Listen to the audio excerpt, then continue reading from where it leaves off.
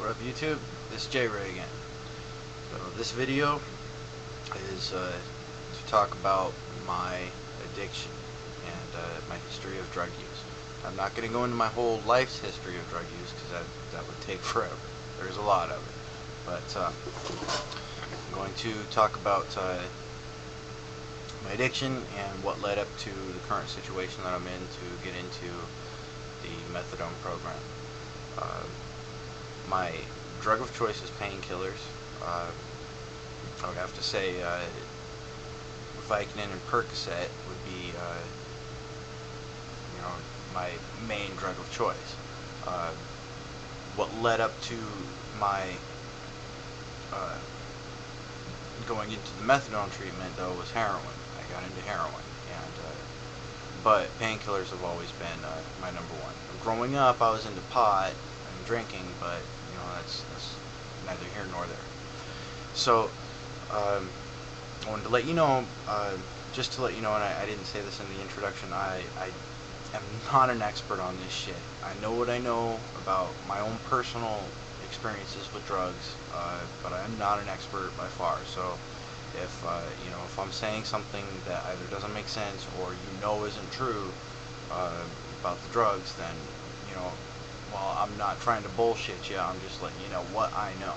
So anyway, so I've been doing painkillers for a long time. I cannot tell you the first time I took them. It was probably 20 years ago. So off and on throughout my life, I've always taken them. But about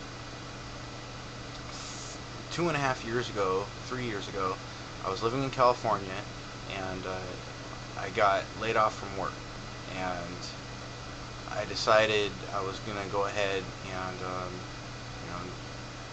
stock up on pills. Kind of, it was a very stressful time, very depressing. So I figured, what the hell? And down where I was living in the ghetto down there, in South Fresno, it was like, pretty much any kind of drug you wanted was readily available and cheap. So I was doing narcos, which, if you don't know what narcos are basically just extremely potent Vicodin. They are Vicodin without the acetaminophen. They generally come in 10 milligram tablets.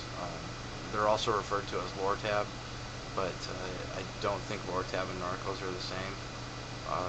But at any rate, so a 10 milligram narcos would cost about $2. So it is really cheap. I was able to just stock up like crazy. At the height of my using, I was on about, I would take about between 4 and 6 pills a day.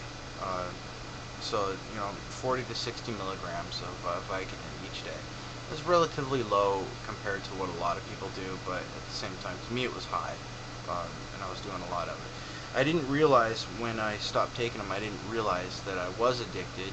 I didn't even know that I was going through withdrawal. It was about 2 days after I'd stopped taking them that I found that I was dope sick. Now, dope sick is a new term to me, but being dope sick is basically just what it sounds like. You are sick, and it's for a lack of drug. You're sick because you don't have the dope in your system. You're going through withdrawals, and so I didn't realize that I was addicted, and I didn't even realize I was going through withdrawals.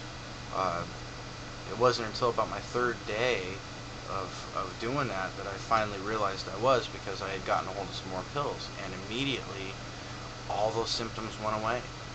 In the back of my mind the whole time, the craving was there. I wanted the high, but I always want that. So so that's when I realized I was addicted, and I'm like, holy shit, I'm addicted.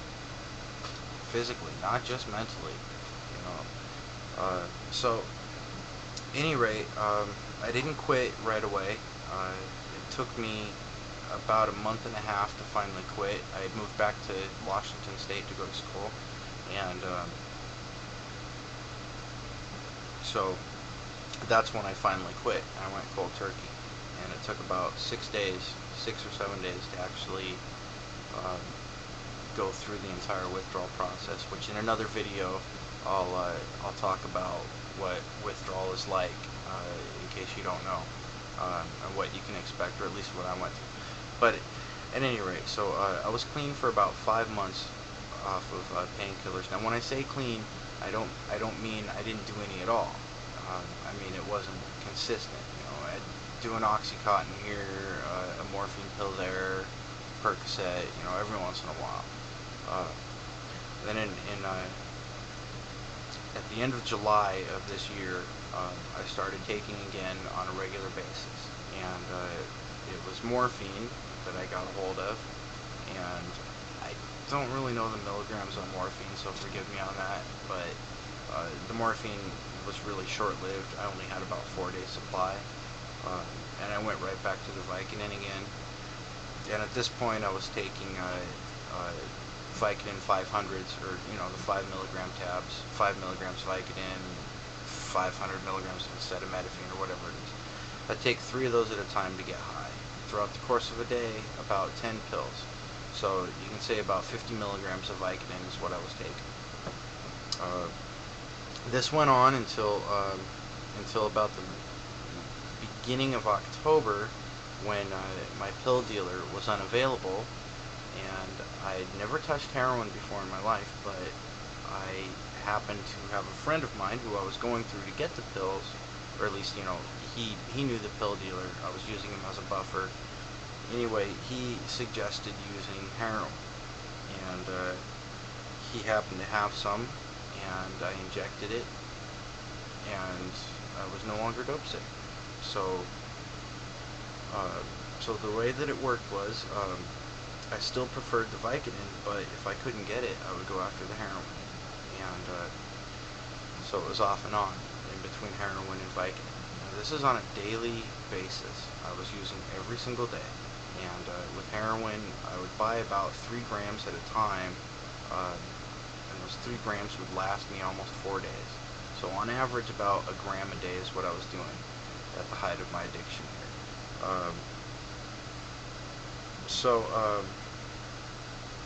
That is pretty much my addiction history. I know that, well, at the end of October, I used the heroin for about 3 weeks straight. I've only got a couple more minutes here, so I'll make this quick. But I went down to California, and I didn't take the stuff with me when I went down there.